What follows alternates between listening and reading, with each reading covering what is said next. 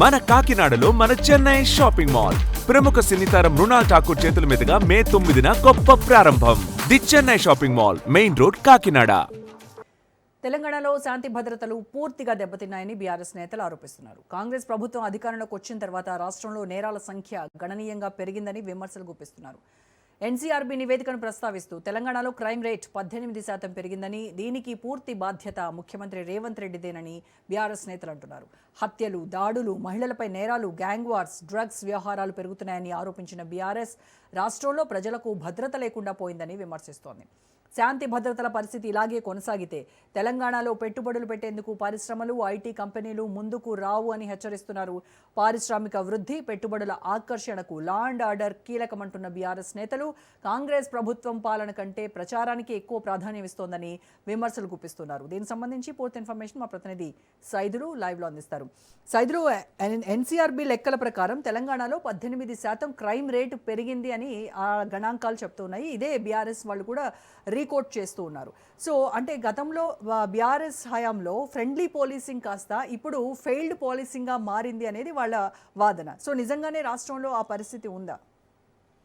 Yes రోజా, ఖచ్చితంగా అనుకోవచ్చు. రాష్ట్రంలో అదే పరిస్థితి. కాంగ్రెస్ పార్టీ అధికారంలోకి వచ్చిన తర్వాత క్రైమ్ రేట్ గతంతో పోలిస్తే ఇప్పుడు 18% పెరిగిందని బీఆర్ఎస్ పార్టీ ఆరోపణ చేస్తూ ఉంది. రాష్ట్రంలో ఎక్కడ చూసినా శాంతి భద్రతలు పూర్తిగా విఫలమవుతూ ఉన్నాయి. గ్రేటర్ హైదరాబాద్ పరిధిలో శాంతి భద్రతలు పూర్తిగా విఫలమయ్యాయి. ఒక్కరోజే 2 హత్యలు జరిగాయి. సో ఇలా ఉంటే రాష్ట్ర పరిస్థితి చాలా దారుణంగా ఉంటుంది. సో ఎవరు కూడా పెట్టుబడులు పెట్టేందుకు హైదరాబాదు రారు.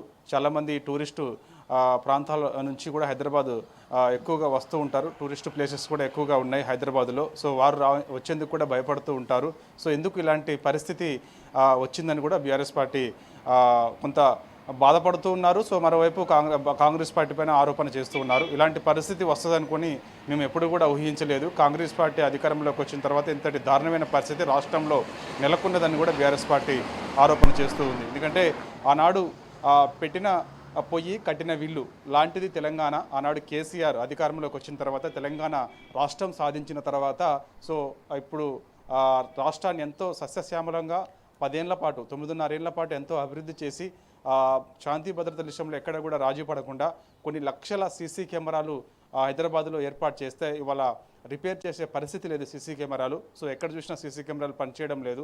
సో ఇవాళ సీసీ కెమెరాలు పనిచేయకపోవడం వల్ల ఎక్కడ చూసినా లా అండ్ ఆర్డర్ పూర్తిగా విఫలమవుతూ ఉంది.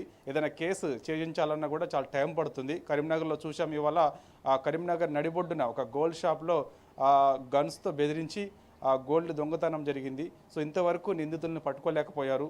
సో అందుకు ఇది దేనికి నిదర్శనం అని కూడా చెప్తున్నారు.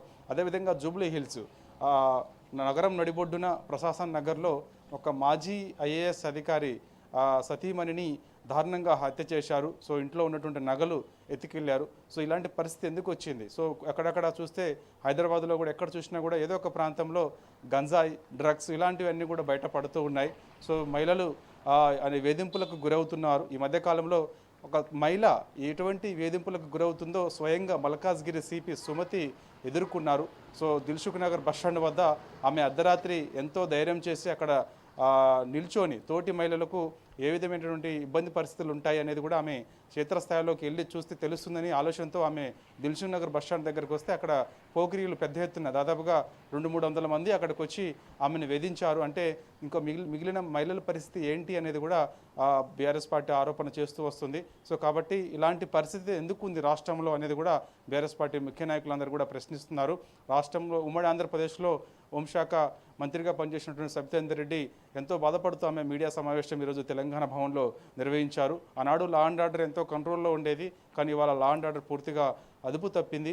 ముఖ్యమంత్రి దగ్గరే హోంశాఖ ఉన్నది. సో మరి హోంశాఖ ఉంచుకొని స్వయంగా ఆయన అంటే రేవంత్ రెడ్డి స్వయంగా పోలీస్ కమాండ్ కంట్రోల్ దగ్గరికి రెగ్యులర్గా ఏదో ఒకరోజు ఏదన్నా ఒక ప్రభుత్వానికి సంబంధించి సమీక్షా సమావేశంలో పాల్గొంటూ ఉంటున్నారు. మరి ప్రభుత్వంలో భాగం కాదా హోంశాఖ అనేది కూడా ప్రభుత్వాన్ని ప్రశ్నిస్తూ వస్తున్నారు బీఆర్ఎస్ పార్టీ నాయకులు. సో మరి కమాండ్ కంట్రోల్లో సమీక్షలు చేసుకుంటూ ముఖ్యమంత్రి దగ్గరే హోంశాఖ ఉండుకుంటూ మరి హోంశాఖ పైన ఎందుకు ఇంతవరకు ఒక్క రివ్యూ అయినా సరే చేయలేదు?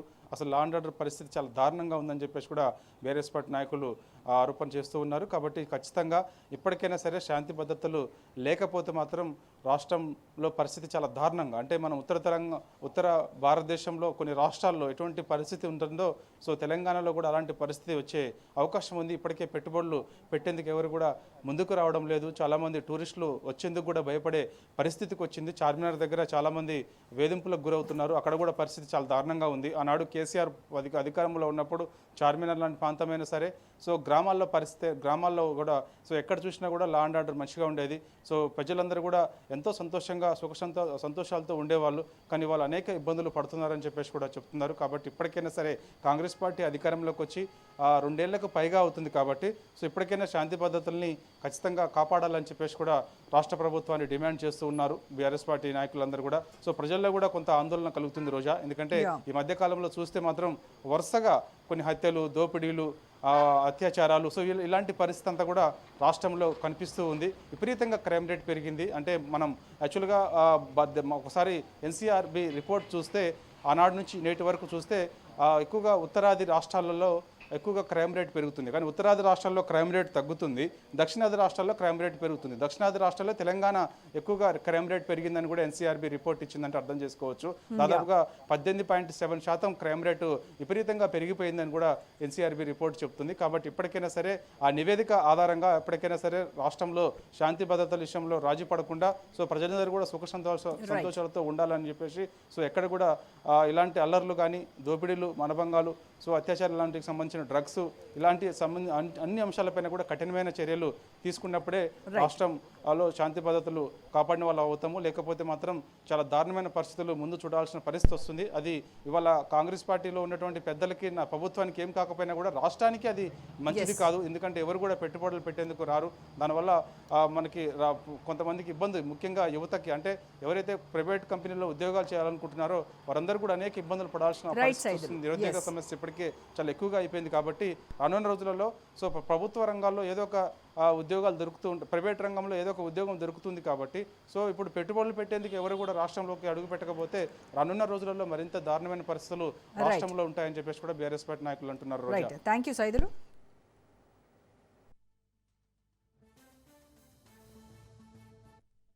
మన కాకినాడలో మన చెన్నై షాపింగ్ మాల్ ప్రముఖ సినీతారం మృణాల్ ఠాకూర్ చేతుల మీదుగా మే 9న గొప్ప ప్రారంభం. The Chennai shopping mall, main road, Kakinada.